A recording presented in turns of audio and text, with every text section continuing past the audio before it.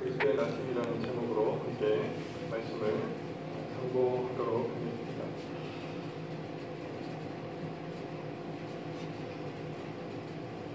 그간의 특별히 예수 그리스도의 계보를 통해서 하나님께서 어떻게 언약을 소중히 다루셨는지를 지금까지 몇 주간에 걸쳐서 살펴보았습니다.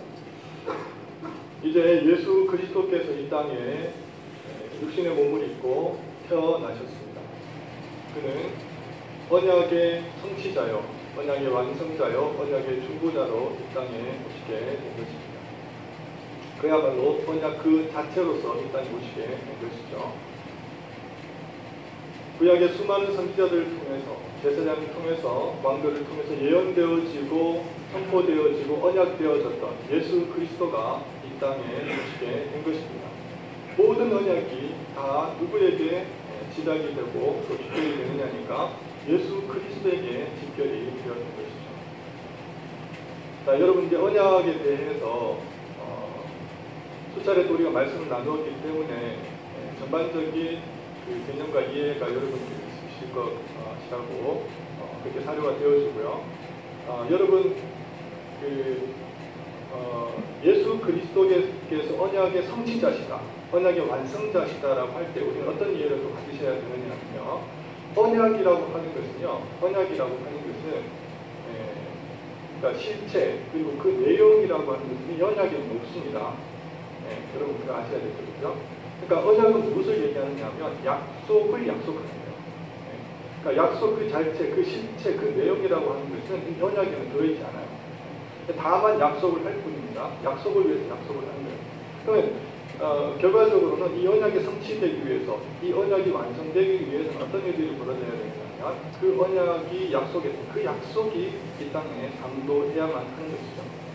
그래서 예수 그리스도를 언약의 중보자다, 언약의 성취자다, 언약의 완성자다고 말씀하는 것은 모든 언약들이, 모든 예언들이 예수 그리스도에 마치 깔때기에 물이 모아지게 되면 한 곳으로 흘러내리듯이 모든 언약들이 예수 그리스도께 집약되는 것을 볼 수가 있게 되는 것이죠. 그런 의미에서 우리 예수 그리스도께서 언약의 성취자가 되신 것입니다. 자, 이제 예수 그리스도께서 나셨습니다. 16절의 말씀이 이를 우리에게 또 증거해 주고 있는데요. 야곱은 마리아의 남편 요셉을 낳았으니 마리아에게서 그리스도라 칭하는 예수가 나셨어요. 그러니까 구약의 모든 언약의 말씀들이 마치 물이 그 강줄기가 바다를 향해서 흘러내리듯이 그 언약의 말씀이 줄기를 따라서 부글부글 흘러내렸는데 어디까지 당도했느냐, 예수 그리스도께 당도한 거예요. 그래서 예수 그리스도가 나신 것입니다. 여기까지는 구약의 정리입니다. 구약의 마침표를 찍었어요. 그런데 이제부터 이제 예수 그리스도의 그 세계가 펼쳐지기 시작하는데, 이제 우리가 이제 상고하려고 하는 이 본문 말씀이 주 예수 그리스도께서 어떻게 나셨는지를 이제 우리에게 설명하고 또 드러내고자 하는 본문 말씀이 되겠습니다. 자, 우리 한번 보도록 하겠습니다. 그야말로 신비가 아닐 수가 없는데요. 예수 그리스도의 그 성육신, 정말 하나님께서 인간의 몸을 입고 우리와 함께 하신다고 하는 그 자체는 참으로 신비가 아닐 수가 없습니다. 도저히 우리 인간의 지혜로는, 우리 지식으로는 이해하려야 또 헤아릴 수 없는 참으로 베일에 가져진 비밀이라고 할 수 있겠죠. 그 지혜를, 하나님의 그 놀라우신 지혜를 우리가 좀 살펴보게 되는 것인데요. 18절 한번 보겠습니다. 예수 그리스도의 나심은 이러하니라.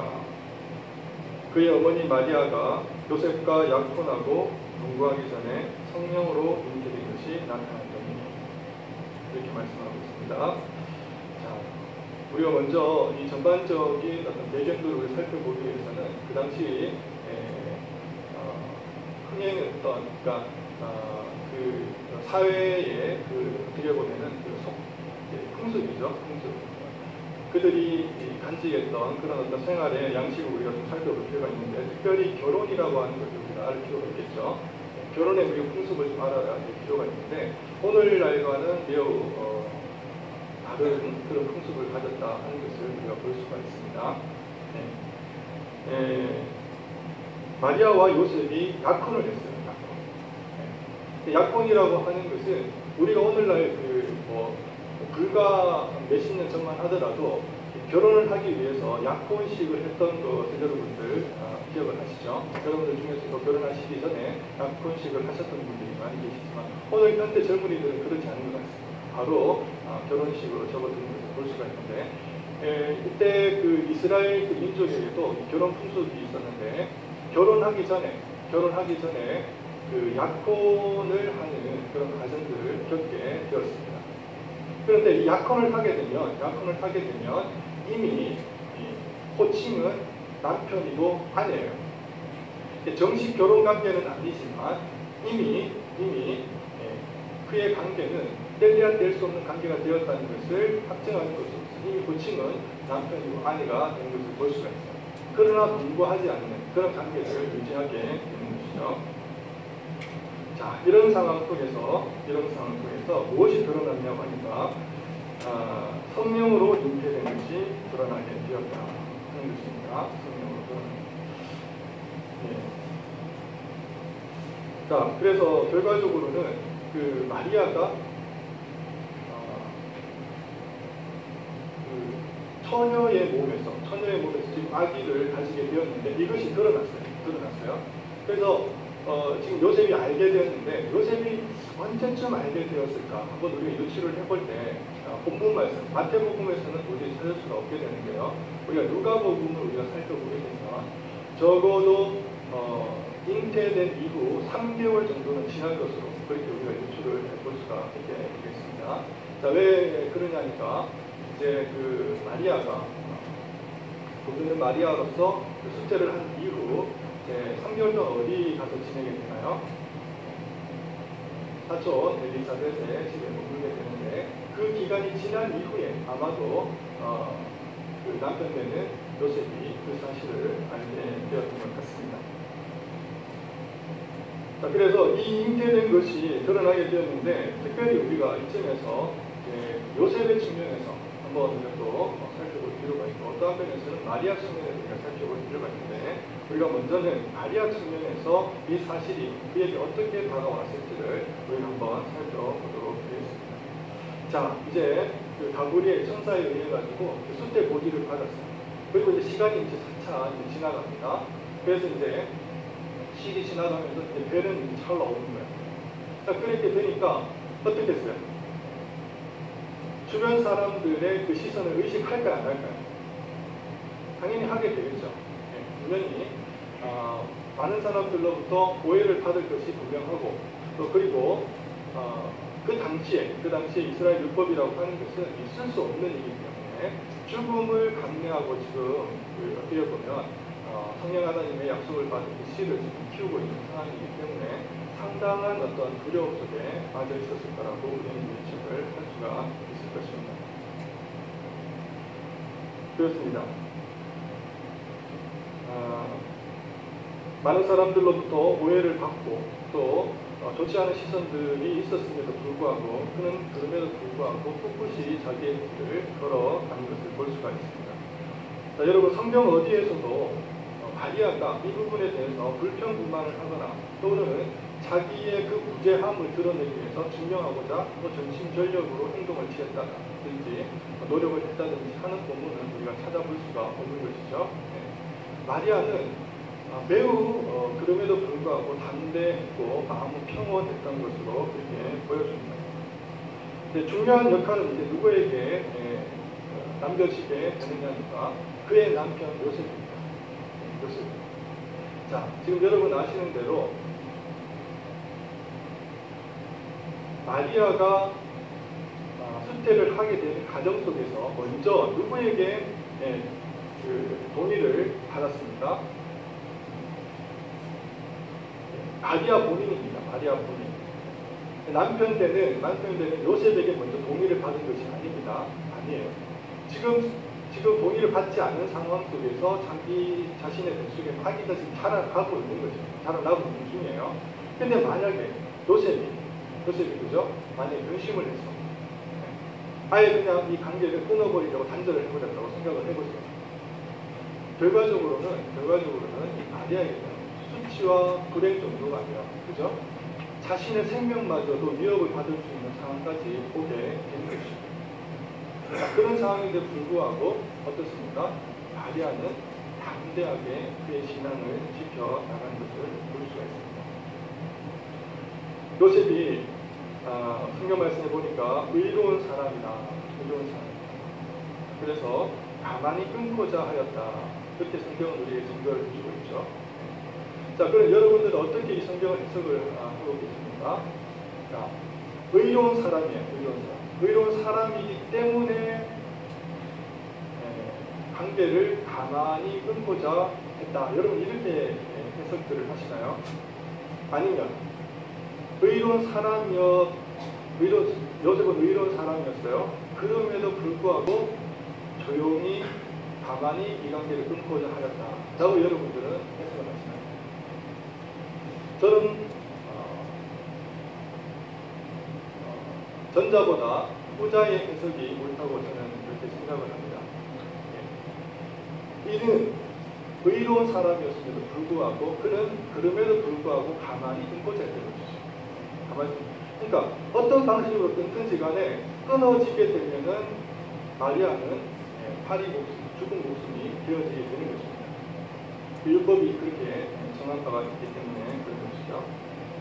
자, 그렇습니다. 요셉의 변심은 이런 결과를 맞이하게 되는데 이런 요셉의 변심이 단순히 아내 된 마리아에게만 영향을 미치는 것이냐? 또 그렇지가 않은 것이죠. 이것은 엄청난 하나님의 구속 사역에 있어서 엄청난 파장을 몰고 오게 되는데 하나님께서는 그 언약을 어디까지 몰고 오신 거예요? 마지막 막다른 골목까지 몰고 오셨어요. 몰고 오셨는데 만약에 요셉이 그 마음을 털어버린다. 그렇게 되면 하나님은 어떤 하나님이 되는 것입니까? 그분은 하나님은 하나님이 아닌 것이에요. 어쩌면 하나님은 거짓말장이 되어버리고 예수 그리스도의 나심은 그 무의미한 그런 사건의 인류 역사에 있어서 그냥 스쳐 지나가는 그런 사건이 될 수도 있는 그런 상황이 맞이하게 된 것이죠. 그렇습니다. 이런 절체절명의 순간 속에서 하나님께서는 역사하고 계시고 그리고 그의 아내 되는 마리아는 그의 참다운 믿음을 지켜나가고 있는 것인데요. 여러분, 참된 성도의 삶이 마치 이런 삶이 아닌가 저는 그렇게 생각을 합니다. 하나님께서는요, 가끔씩 우리를 상상치도 못했던 그런 일들로 인해서 우리를 다른 걸로 어떻게 보면 생각지도 못했던 그런 상황 속에 우리를 밀어 넣으실 때가 있는 것을 우리가 볼 수가 있습니다. 자, 그럼에도 불구하고 우리의 마음과 우리 자신은 어떠한 모습으로 하나님 앞에 다가서야만 하는 것입니다. 여러분, 주님을 따르기 위해서 고난이 있을 수 있습니다. 주님의 말씀을 순종했다는 그 이유만으로 많은 사람들로부터 비난을 받을 수가 있습니다. 또 조롱 당할 수 있습니다. 여러분 삶을 지금 우리가 살고 있는 여러분 현재의 삶을 한번 점검해 보시고 또 한번 살펴보시기를 원하는 것은 여러분의 삶 가운데 혹여나 이런 마리아가 경험하고 있는 그런 비난과 혹은 조롱과 고난과 역경들이 있는지를 한번 보시기를 바랍니다. 놀랍고 또 재미있는 사실은 하나님의 사람, 성경이 우리에게 증거하고 있는 모든 하나님의 사람들은 하나같이 이렇게 힘겹고 어려운 정말 외로운 그런 외길 같은 인생을 평생 살아온 것을 우리가 볼 수가 있습니다. 외면을 받았고 그리고 지탄을 받았고 그러면서도 홀로 혹은 소수가 고군분투하면서 좁은 길을 그리고 협착한 길을 걸어왔던 것이 우리의 성도들의 삶이었던 걸 볼 수 있는 것이죠. 그러면서 오로지 우리의 유일한 위로와 격려는 주 예수 그리스도밖에 없기 때문에 그분을 얼싸안고 주님만을 바라보면서 통회하며 또 때로는 간구하면서 그분의 위로를 받았던 사람들이 곧 성경이 증거하고 있는 하나님의 사람들입니다. 오늘날에도 성경의 원리는 전혀 변하지 않고 있습니다. 내가 왠지 신앙생활 하는 데 있어서도 별로 외부적인 권한이 없고 또 주변 사람들로부터 별 불편함이 없이 여러분들이 지내고 계시다면 한 번쯤은 생각해 보셔야 할 문제가 아닌가 생각합니다. 그렇습니다. 우리들은요 하나님 앞에서의 빛의 자녀이고 그리고 진리의 자녀이기 때문에 그렇습니다. 여러분 진리와 빛의 속성이 있습니다. 그렇죠? 진리와 빛은 거짓과 어두운 세계로 들어가게 되면 분명히 드러나게 되고 그 거짓과 어두운 이 진리와 빛을 받아들일 수가 없게 되는 것입니다. 이것이 본질이고 본성이에요. 여러분 참된 그리스도인으로서 하나님 세상 속에서 아니면 여러분 사회 속에서 가정 속에서 참 그리스도인으로 살아가기를 원한다면 여러분은 분명히 고난이 따르게 되어 있는 것입니다. 사도가 말씀합니다. 무릇 그리스도 예수 안에서 경건하게 살고자 하는 자는 박해를 받으리라. 자녀이면 또한 상속자, 곧 하나님의 상속자요 그리스도와 함께 한 상속자니 우리가 그와 함께 영광을 받기 위하여 오늘도 함께 받아야 할 것입니다. 이렇게 말씀을 하고 있습니다. 여러분 영광을 누리시기를 원하십니까? 그러면 여러분에게 당연히 따라오고 그리고 여러분들 삶 가운데서 여러분들이 경험하게 되는 그 고난을 두려워하지 마시기를 바랍니다. 제가 제게 사랑하는 제자들이 있습니다. 제가 제 고등가 교육전도사로서 처음 받게 된 부서가 중고등부였는데요. 그 아이들이 벌써 성년이 되고 자라서 거의 이제 다들 결혼을 했더라고요. 한두 분 정도 빼고는 그 당시에는 진짜 어떻게 보면 철없는 철부지였는데 그들이 이제 지금 자랐습니다. 그들 가운데 이제 목회자 3호로 부름을 받은 사람이 3명 정도 그렇게 있습니다. 근데 최근에 본인에게 직접 들은 소식은 아니고요. 그래서 간접적으로 들은 소식인데 그 중에 한 명이 어릴 때부터 선교사가 되는 것이 꿈이었습니다. 그래서 참으로 귀한 형제를 만나가지고 열심히 신학뿐만 아니라 언어적인 부분에서도 훈련을 받았다가 지난주에 드디어 선교 현장으로 파송을 받았습니다. 어떤 곳이냐면 죽음을 각오해야 되는 곳으로 떠났습니다. 내전이 지금 굉장히 심한 곳인데 여러분들 다 알고 계신 지역입니다. 큰 이슈가 되고 있는 지역인데요. 예전에는 그리스도의 국가요. 그래서 복음의 영광을 누렸던 그런 나라인데 지금은 한순간에 무너져서 특별히 이슬람 지역으로부터 아주 고난을 받고 있는 그런 지역으로 떠났습니다.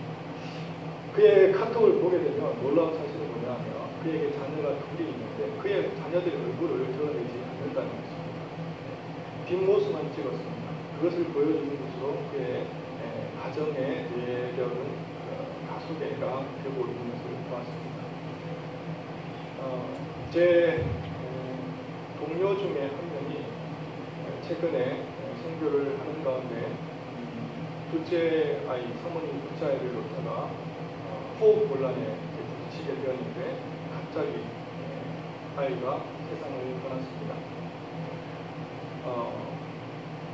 한국에서 만약에 아이가 출산을 하게 되었다면 아무런 문제거리도 되지 않는 그런 일이었는데 그는 그 현지에서 많은 사람들, 많은 동료들의 권유가 있었습니다. 출산만큼은 국내에 들어와서 출산을 하라는 권유가 있었음에도 불구하고 주님께 맡겨진 그 사회를 충실하게 감당하는 것이 우선이라고 생각하고 그 자리를 지키다가 그런 분을 전하게 된 우리 선교사님도 계십니다. 여러분 어떻게 생각하십니까? 우리가 어떻게 보면 주변을 둘러봐도 수많은 편의시설에 둘러싸여서 정말 우리가 호의호식하면서 형통함을 누리는 것만이 하나님 앞에서의 은혜를 누리는 것이다. 그렇게 여러분들은 생각을 하시나요? 그것이 아닐 수도 있습니다. 하나님의 그 정말 영광스러운 그 길은 우리가 상상치도 못했던 일에 우리가 정말 공경을 맞이하게 되고 역경을 맞이하게 될 수도 있다는 것을 우리가 생각한다면 하나님의 영광스러운 그 일에 동참하는 것은 꼭 하나님이 따른다는 것을 우리가 기억할 필요가 있겠습니다. 그렇습니다. 하나님의 그 길을 쫓고 따르는 것은 절대 넓은 길이 아닙니다. 좁고 허착하고 외로운 길임을 우리가 말씀을 통해서 깨닫게 되는 것입니다. 자, 이제 두 번째로 우리가 살펴봐야 될 것은 이제 마리아 측면에서 이 예수 그리스도의 나심을 살펴보았다면 이제 두 번째로 그의 남편 요셉의 입장에서 우리가 한번 말씀을 볼 필요가 있겠습니다. 19절 말씀 보시겠습니다. 19절 말씀 우리 함께 읽겠습니다. 시작. 그의 남편 요셉은 의로운 사람이라 그를 드러내지 아니하고 가만히 끊고자 하여 가만히 끊고자 했다. 그렇게 얘기하고 있습니다. 자, 요셉은 성령으로 잉태된 것이 드러났는데 그에게 와닿았던 것은 성령으로가 아니었던 것이죠. 잉태되었다 하는 것에 충격을 받은 것입니다. 상당한 그 타격을 받은 것으로 비춰집니다. 자, 그렇게 되니까 일단 이 관계를 끊어야 되겠다고 생각을 했던 것이죠. 끊는다고 하는 것은요, 그 당시 가만히 끊는다고 하는 것이 그냥 조용히 아무도 모르게 관계를 지워버리겠다, 이런 의미를 우리가 내포하는 것으로 생각하지만 절대 그렇지 않습니다. 자, 우리가 이스라엘 그 예경과 그 사회들을 이해하고 율법을 이해하게 된다면 조용히 가만히 끊고자 한다는 것이 무슨 의미인지를 우리가 알게 되는데요. 적어도 2명 이상의 증인들을 세워야 됩니다.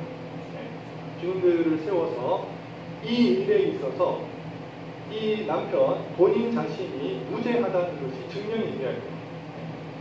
분명히 지금 하나님 앞에서 정죄되어지고 또 어떻게 보면 이스라엘 공동체 안에서 심판을 받아야 될 죄가 아닙니까? 그렇죠. 그렇기 때문에 그 누군가는 무죄하다는 것이 증명이 되어야 되는데 가만히 끊는다고 하더라도 적어도 2명의 증인은 세워야 되는 그런 입장이 되는 것이죠. 그러한 상황 속에서 적어도 2명 이상의 증인이 서 있는 상황 속에서 그들 내에서 잠잠히 이 일을 해결하고자 했다고 그렇게 성경은 우리에게 말씀을 하고 있는 것입니다. 분명히 요셉은 상당한 심적인 부담을 안고 충격을 입었던 것이 사실입니다.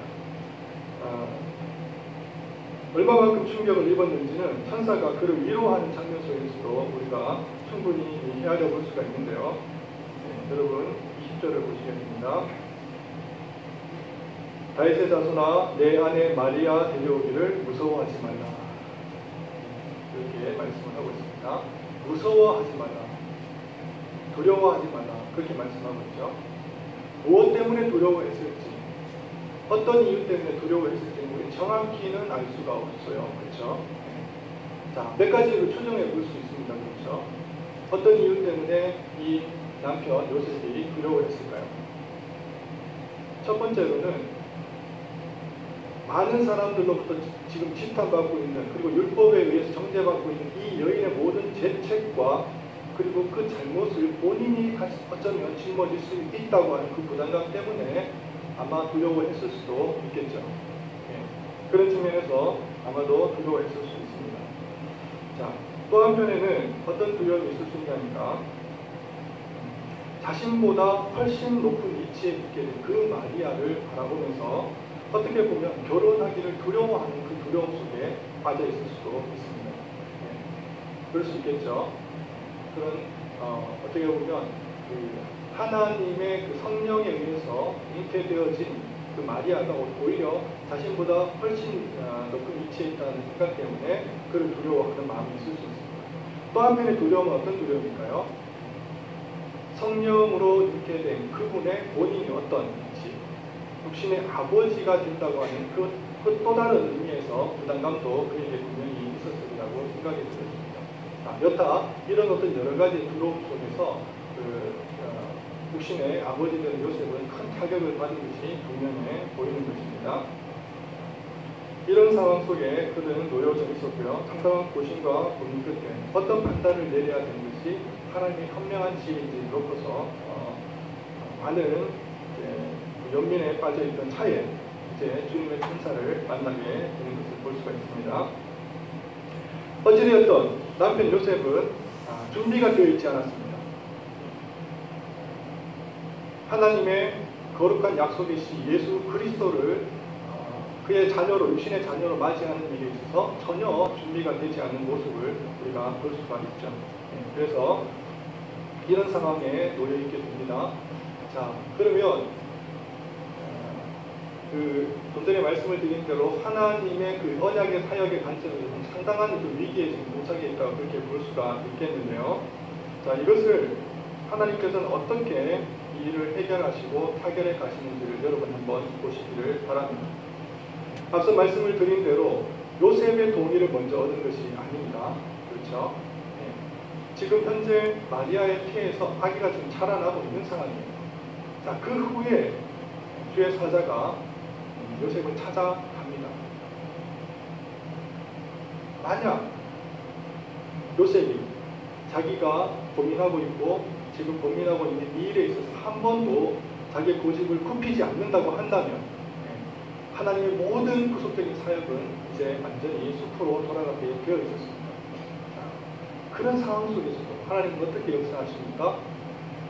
이 우주 만물을 통치하시고 온 생사업을 주관하시면서 모든 역사와 주관과 구원을 통치하시는 그분의 그 역사 가운데 하나님, 그 놀라우신 그 하나님의 위대하신 손길 가운데 여러분 이 같은 장면에서 무엇을 보시게 되느냐면 하나님의 여유로움을 보시게 됩니다.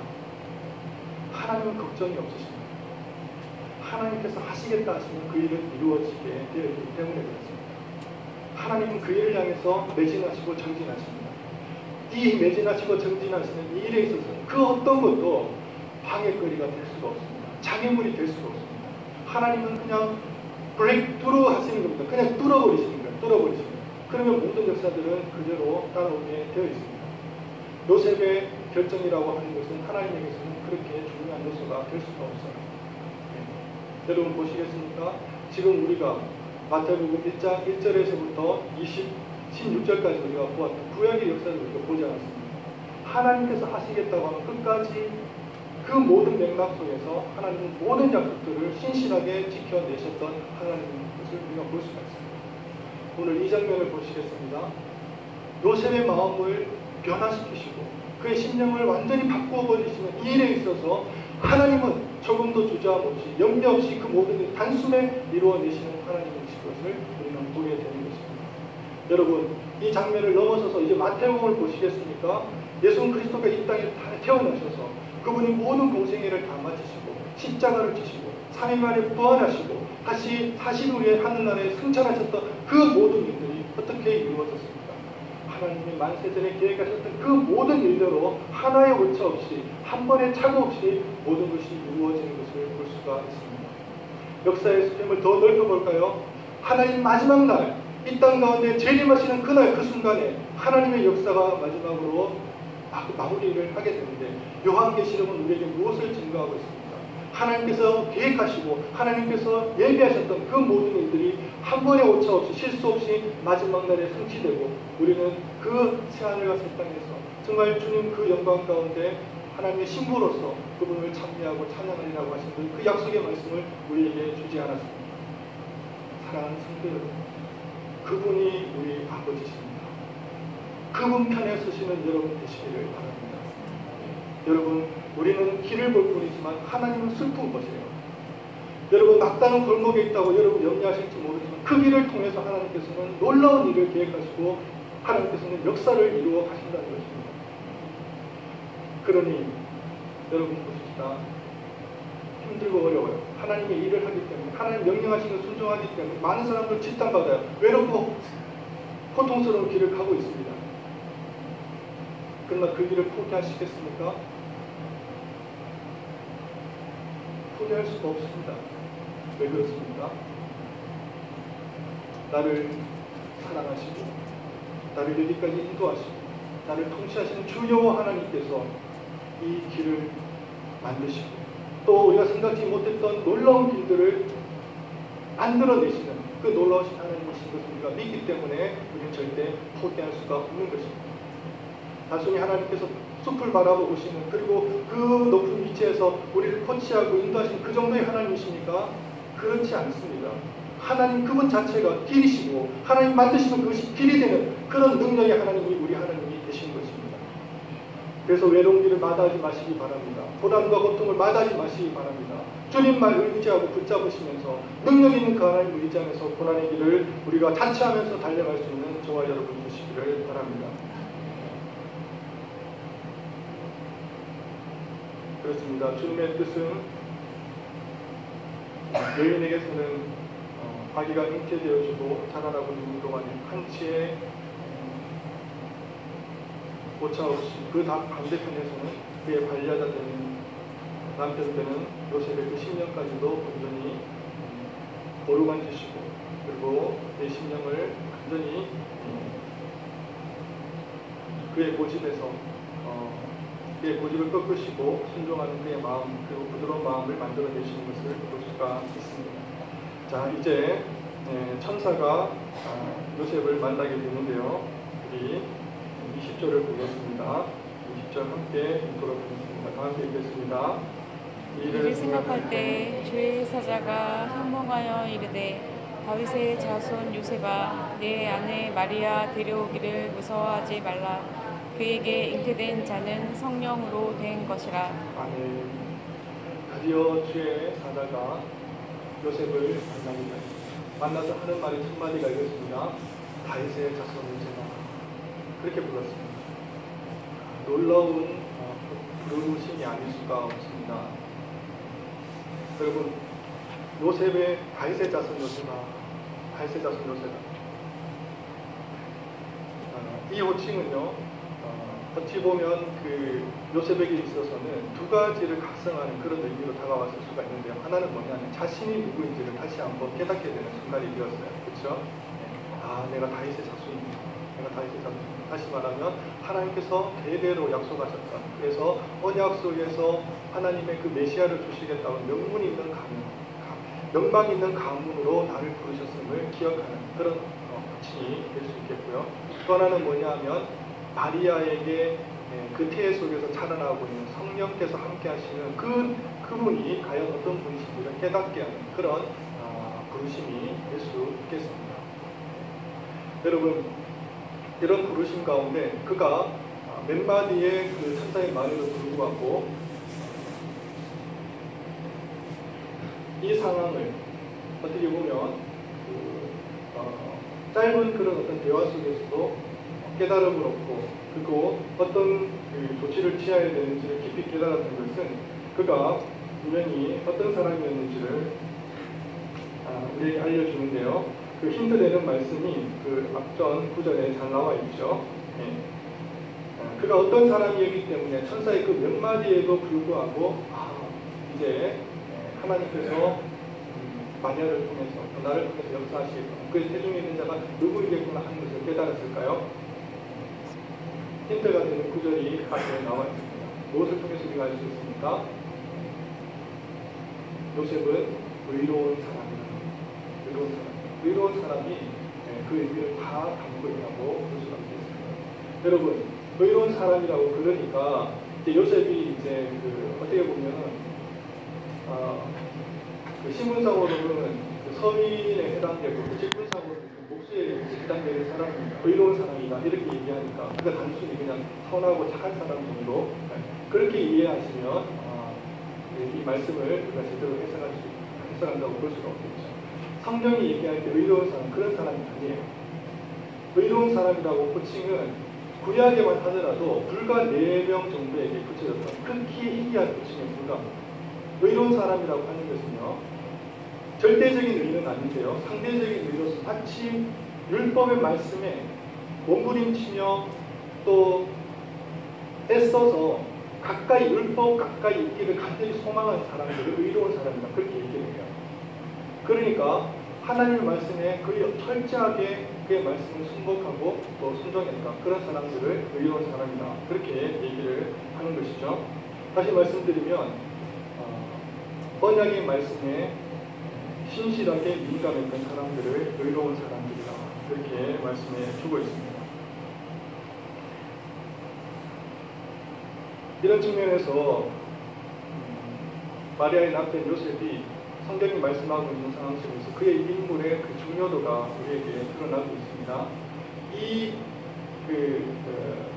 천사와의 이 만남이라고 하는 것은 어떤 의미에서 단순히 선하고 착한 사람과의 그 만남 정도가 아니라고 하는 것을 볼 수가 있는데요. 우리는 이 그림 속을 한번 구상을 하고 다시 한번 그려볼 필요가 있습니다. 지금 천사가 지금 요셉을 만나고 있어요. 이 장면은요, 마치 무엇을 연상하게 되느냐면 주의 천사가 믿음의 조상이었던 누구요? 아브라함을 만나고, 또 믿음의 조상이었던 누구요? 다윗을 만나고, 솔로몬을 만나는 장면하고 마치 흡사유사한 것을 우리가 보게 되는데요. 지금 주의 사자가 요셉을 만나는 장면도 이와 같은 장면입니다. 이와 같은 장면입니다. 무엇을 의미하느냐니까 주님께서 허락하신 그 언약을 마지막 성취하는 그 단계 속에서 다시 한번 이 언약을 컨펌하고 확인하고 재확인하는 의미에서의 만남이라는 것입니다. 하나님께서 그 역사하신 멀지 않았다. 너를 통해서 이루실 것이다. 온전히 주님 말씀에 순복하고 주님을 따르라고 그렇게 검열하는 말씀으로 주의 사자가 신실한 그런 어떤 하나님의 그 속성을 가지고 이 요셉을 만나게 되었던 것입니다. 여러분, 요셉이 몇 마디의 그 천사의 격려의 말씀과 그리고 명령의 말씀을 듣고 자신이 가야 될 길이 무엇인지를 분명히 깨달았습니다. 그러자 24절의 말씀에서 우리에게 그가 어떤 삶으로 그리고 순종을 했는지 우리에게 보여주고 있습니다. 요셉이 잠에서 깨어 일어나 주의 사자의 분부대로 행하여 그의 아내를 데려왔습니다. 이렇게 말씀하고 있죠. 여러분, 그렇습니다. 여러분, 하나님의 일을 감당하는 하나님의 정말 그 쓰시는 그 사람들, 하나님의 그 명령을 따라서 하나님 역사 가운데 개입되어지고 하나님께서 신실하게 사용하시는 사람들의 성향을 우리가 보게 되는데 어떤 사람들께서는 어떤 사람들을 하나님께서 사용하시느냐니까 오늘 말씀을 보아서 유추할 수 있지만 의로운 사람을 하나님께서 쓰신다고 하는 것입니다. 의로운 사람은 어떤 사람입니까? 율법을 사랑하는 사람, 하나님의 언약에 민감한 사람들입니다. 그런 사람들에게 있어서 하나님 몇 마디의 말씀은 아니지만 그 사람은 그 말씀을 듣고도 무엇을 하나님께서 지금 계획하시고 의도하시는지를 깨달아 알 수 있었던 것입니다. 사랑하는 성도 여러분, 말씀을 사랑하시는 저와 여러분 되시기를 바랍니다. 말씀을 사랑하시는 여러분 되시기를 바랍니다. 여러분, 말씀을 많이 아는 것이 중요한 것이 아니고요. 정보를 많이 가지고 있다고 해서 말씀의 사람은 아닙니다. 여러분 잘 아시는 대로 말씀 충만이라고 하는 게 있죠. 말씀 충만. 말씀 충만이라고 하는 것은 말씀이 무엇을 의도하는지 그 말씀이 우리에게 명령하고 그리고 요구하는 것이 무엇인지를 깨달아서 말씀대로 살아가려고 하는 겸손함이 있는 그리고 가난한 심령이 가난한 마음 그 사람을 우리는 말씀을 사랑한다 그렇게 얘기를 합니다. 사랑하는 성도 여러분, 삶의 현장 가운데서 말씀을 사랑해야 되겠죠. 여러분 감히 성경을 읽는 것 중요하고 그리고 순간순간마다 때때로 말씀을 깊이 묵상하는 것 중요하고요. 특별히 여러분들 강조하고자 하는 것이 무엇이냐면 하나님 아버지 앞에서 떨어지는 강단에서 떨어지는 이 설교의 말씀을 소중히 여기시는 여러분 되시기를 바랍니다. 여러분, 말씀의 능력은 어떤 때에 나타나냐니까 말씀을 풀어 헤칠 때에 나타나게 되어 있습니다. 그 일들이 여러분의 개인의 묵상 속에서 많이 나오지 않는 거죠. 여러분 큐티를 하는 동안에 경건의 시간을 갖는 동안에 여러분이 하나님의 말씀이 귀하다는 것을 깨닫게 되어지는데 그때 어떤 일들이 벌어집니까?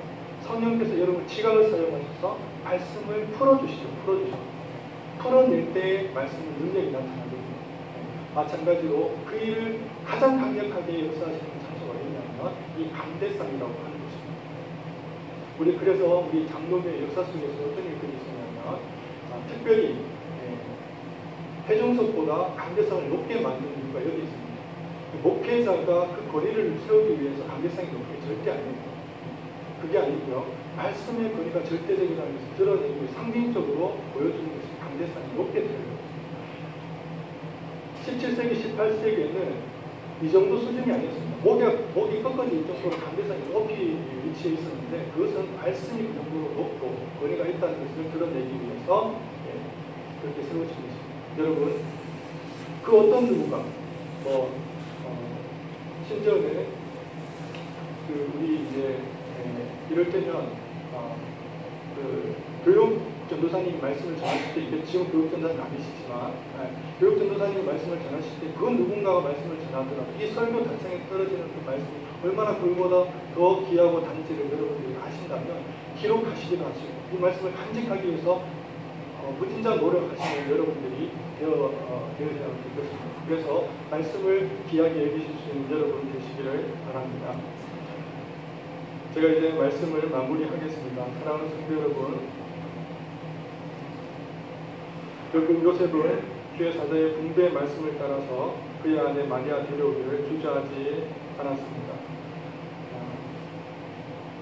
이런 일이 있기까지 먼저 우리는 마리아의 믿음을 우리가 살펴보았고요. 나아가서 의로웠던 그 요셉의 믿음 또한 살펴보았습니다. 더욱더 우리에게 중요한 것은 역사하심에 있어서 전혀 거칠 것이 없는 하나님의 위대하신 구속적 역사하심을 우리 또한 살펴보았습니다. 사랑하는 성도 여러분, 염려하지 마시기 바라는 것은 역사의 주인은 우리 주 하나님이십니다. 그래서 말씀 앞에서 거침없이 여러분도 당당하시기를 바라고 그렇기 때문에 조금도 마다하지 않고 걸어갈 수 있는 저와 여러분 되시기를 바랍니다. 하나님께서는 광야 가운데서 길을 내시고 황무지 가운데서 정말 생수를 터뜨리시는 놀라운 하나님의 그 놀라우신 은혜를 역사를 의지하면서 정말 온전히 외롭고 힘든 길이라고 할지라도 고난이 닥쳐온다 할지라도 주님만을 바라보실 수 있는 저와 여러분 되시기를 바랍니다. 기도하겠습니다. 사랑과 은혜가 풍성하신 하나님 아버지 감사를 드립니다. 주님만을 의지하게 하시고 주님만을 사랑하게 하시고 주님을 의탁하면서 외롭고 힘들고 고난 가운데 있는 성도의 길이라 할지라도 주님 승리하는 놀라운 역사들을 기대하고 기대하면서 나아갈 수 있는 우리 사랑하는 성도님들 될 수 있도록 주님 은혜와 자비를 베풀어 주시옵소서. 감사하며 우리 주 예수 그리스도의 이름으로 기도를 드립니다. 아멘.